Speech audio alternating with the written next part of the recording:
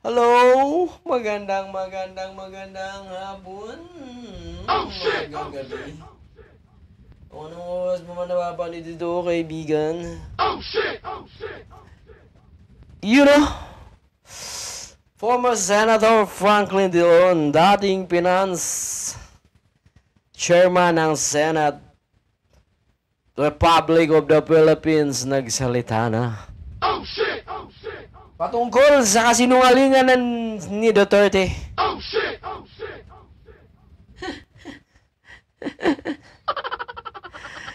Alam nyo naman, sa kagustuhang tanggapin ulit siya ng mga tao, sa kagustuhan magpapansin muli, ang ginawa niya, naglabas siya ng mga lumang bycam o lumang mga gaaganang gagak. Alam niyo si Duterte, pakinggan natin to si Senator Franklin Dillon. Former Senator Franklin Dillon, no? Panoorin niyo, isa itong batikang senador. At dating finance chairman ng Senate. Ito yung mga tunay na mga Pilipino na dapat tinutularan, hindi ang mga Duterte. So, yun po, no? Ito na. Panoorin natin. Matyaga at masipag na nag-scrutinize, umi-examine sa taunang pambansang budget. Ang gusto ko pong itanong, dahil may kontrobersya ngayon sa 2025 budget, Yes? sobra po ba na mayroong blank lines o blank items sa budget? Sa akin po, ang importante dyan, na ang enrolled copy o yung printed copy ng budget, yan po ang pinirmahan ng Pangulong Marcos. At wala po makaka-question na yun, wala naman pong blanco dun eh. Kaya sa akin po,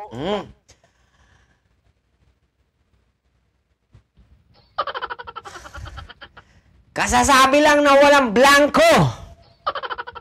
Saan ba kasi budget yung nakita ni Digong?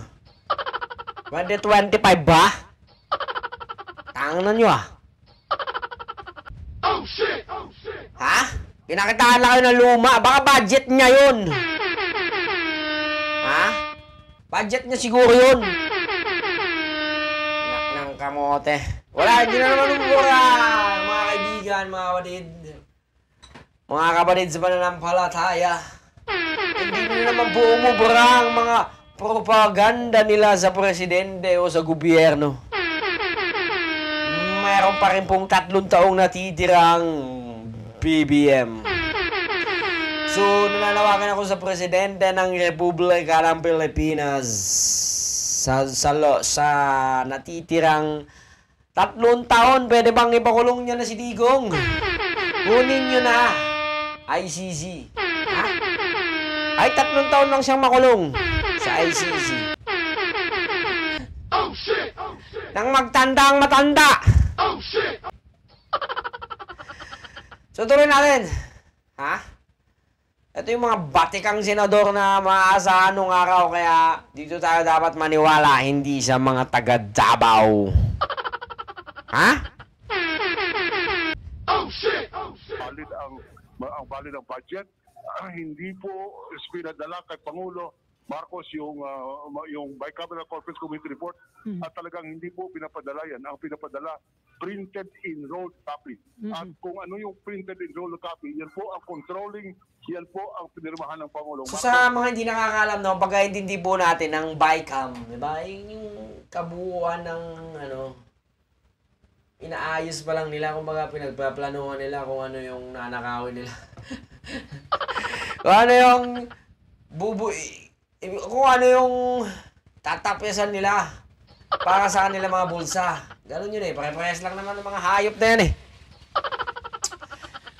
So, ang pagkaintindi po natin, yung papel na yun, yung scratch lang nila yun. O, dito, lalagay natin to ng 55 billion. 30 billion. Ito, blanco muna kasi pwede natin yan tapyasan. Diba? So, ganun siguro. Ganun siguro. Eh, wala naman tayo magagawa. Pare-parehas ng mga hambog na yan. So, yun na, no? Tapos, siyempre, gagawa na sila ng final report.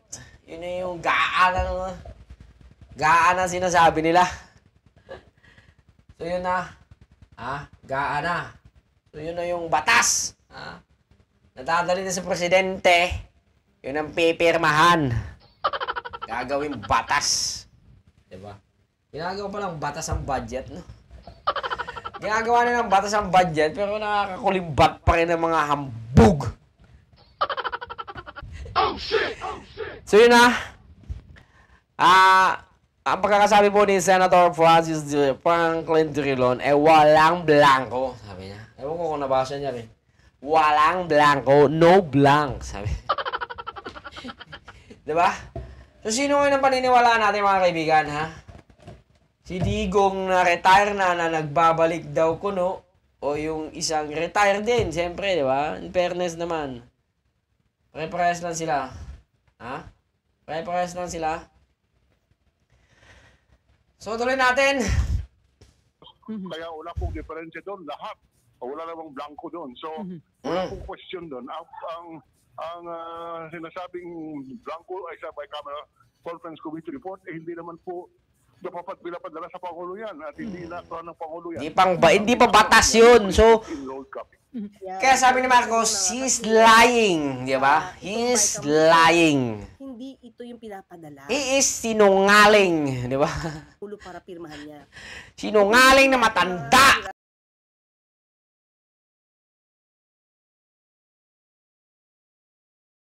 Sabi nga natin, itong nakita natin, may mga instructions para ayusin. Oo. Hindi siya yung pinaka-final, no? Tama ka naman, attorney. Hindi po siya yung pinaka-final version na tinatawag. Kasi pag sinabi natin final version, yun na po yung enrolled bill. So, kung ito may mga blanco, sabi nga natin, yung That is not a bill, ha? Saksak nyo sa mga baga nyo, ha? Kahit blanco yan, inaayos pa eh, di ba? Kaya nga, binibeto eh. Conference yung meeting nila doon, di ba? Sabi nga nila, hindi lang ito yung basihan, may mga basihan pa po tungkol po doon sa mga kanilang proposals na nandiyan din po. Sinagawa din po dyan. Siyempre, lalagyan pa nila ng makukulimbak nila yun eh, di ba? Floor debates nila. Mapapansin. Lalagyan pa nila ng ikukonsider. patong! So, hindi po nila alam kung ano ang nangyari sa usapan. 2 beses po kasi nagkaroon ng So, malinaw na malinaw tayo, ha? 2 araw po yung Walang blanco at is lying, di ba? At ang version Lying ng matanda. So, nung nabuo po yan, sabi nga natin, may technical working group na maaaring pumuno dyan, no? Pumuno. O, diba? Blanco-blanco dyan. Pero, Sabi na, walang blanco, Duterte is lying. Duterte is lying. Now we work in sync, so everyone knows their part in the big picture. By connecting our calendars, messages, and emails to our Monday.com workspace, we get everything done in one place. No tab toggling needed. With the help of automations, we save precious time. We tailor them to our needs and add them to the workflow. So we're all free of manual tasks. Okay, tuloy natin. kasi dito, Enrolled bill notice. separation of powers. And Holding oh, basta malinaw na malinaw, ha? Walang blanco. Duterte is lying, ha? Lying. Sinungaling, ha? Hindi ko alam kung ano Bisaya ang sinungaling eh. Unless you can prove talaga yung unconstitutionality. Paano nga? Oh, edi lapit nila sa Korte Suprema. We adhere to the enrollment. So, former Senator Franklin Drilon, okay? So, tuloy you're my savior and you're my blah blah blah. So po na malinaw. Walang blanco at lahat ng Duterte. Itong 2025 national budget. Lahat ng Duterte fanatics. Sa Pangulo, printed copy at yun ang Magsitigil kayo, mga hayop kayo. Ha? Ano pa ba susunod? Mula sa pulburon, adik,